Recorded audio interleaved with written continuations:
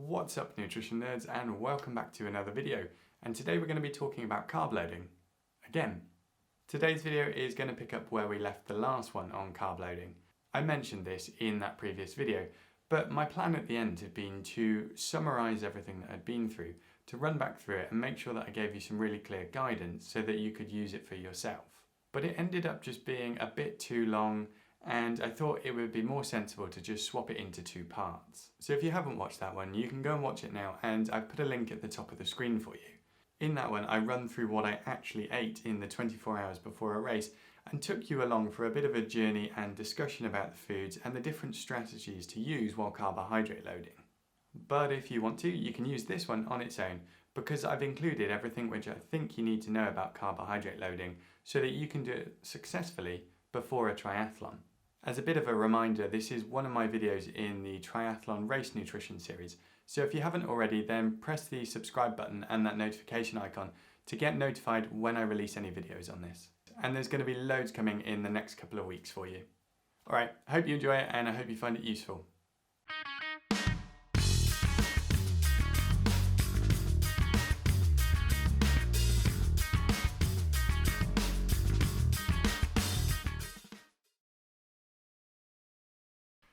We are back home, feel a little bit rough compared to earlier, but still overall pretty good. This is now food time. It's not part of the carb load, but it's one of my favourite parts, and I've been looking forward to this all day. It's pizza time.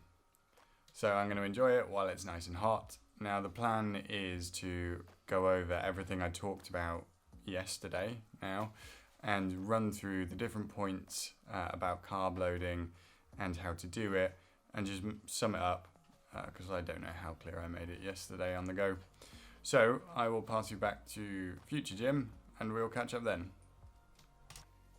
And welcome back to the Nutrition Triathlon studio. Yeah, my house. But it's now the day after the race. I'm feeling a bit fresher.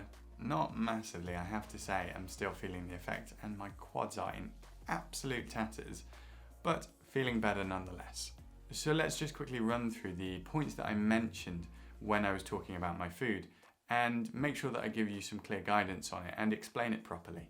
The first one to talk about is fibre, and essentially reducing the amount of it in your diet in the 24, perhaps 48, 72 hours before your race. Now, I think I mentioned this, but the reason is that fibre normally is a very good thing for us, and we like it because it helps to keep our bowels and our motions regular. And it has a whole host of other functions too. And it's a great thing to have, and it's healthy for us for lots of different reasons. But when it comes to racing, it's not super helpful because it means there's going to be a higher likelihood of more bulk or more substance in our tummy. Essentially, more stuff in there that we haven't pooed out. So by reducing the amount of fibre in our diet, we reduce the likelihood of stomach upset secondary to it. So we swap to foods which are easier and simpler to digest. And this commonly means swapping from whole grain products to white products. So we're thinking brown to white rice, brown or wholemeal bagels or bread to white bread.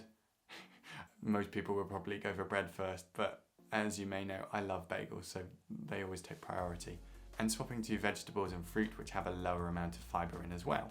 Now I've put some of those in the description for you, but it's essentially things without skins, without pulps, and ones that are well cooked, so they're much easier to digest. Now this reduction in fibre is important, especially when you consider the volume of food that you're going to eat. And I'm going to mention this in a couple of points' time, but you do have to eat a lot. So by nature, you are going to be eating relatively more, which means relatively more fibre, which means you do need to focus on reducing it. On to the second one, which is all about hydration. Now I mentioned that I like to stay hydrated because it is important to try and go into your race in that hydrated state, but I think it's so much more important when you're carb loading.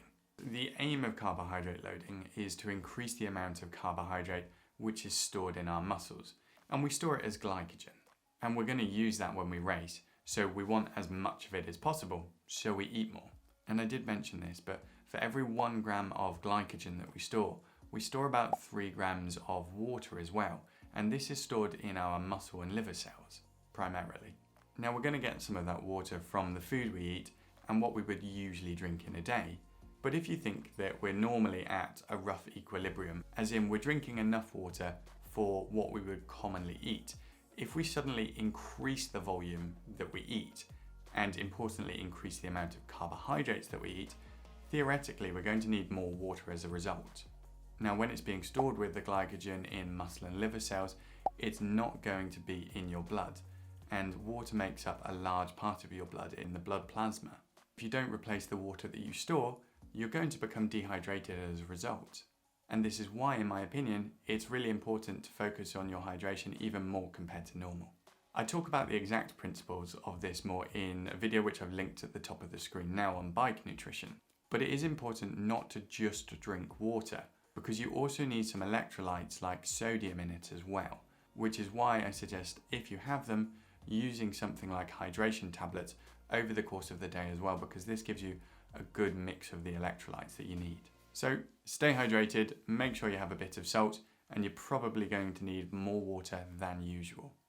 Now, one of the other things that I mentioned was to eat less over the course of the day. And this is partly from personal experience when it comes to trying to sleep, but also because it highlights that actually carbohydrate loading isn't just eating one big meal the night before your race. I prioritize bigger meals, more carbohydrates earlier on in the day because it gives me longer to digest them, and I taper it off essentially over the course of the day so that I eat less in the meal before bed. You're much more likely to get bloating, cramps, or feel way too full to sleep properly before a race if you just have like a huge pasta meal before bed.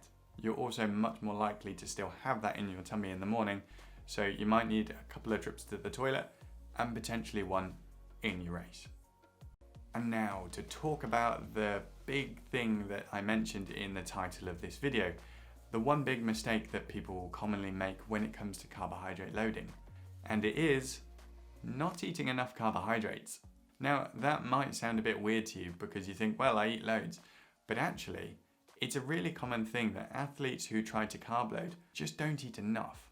The volume of food is actually a lot, and the aim is for 10 grams of carbohydrates per kilogram of body weight.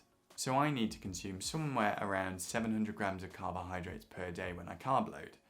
And that is a lot. If we're talking purely carbohydrates here, that's 2,800 calories worth just as carbs. And if you think that you're going to have some protein in there, some fat in there, you're actually going to eat a lot of calories. My total for the day was up near 4,000 calories. And I don't know about you, but actually when you do try and consume that, you've got to put a bit of effort in, especially if you want to try and make it carbohydrate focused and the right kinds rather than just eating anything and everything.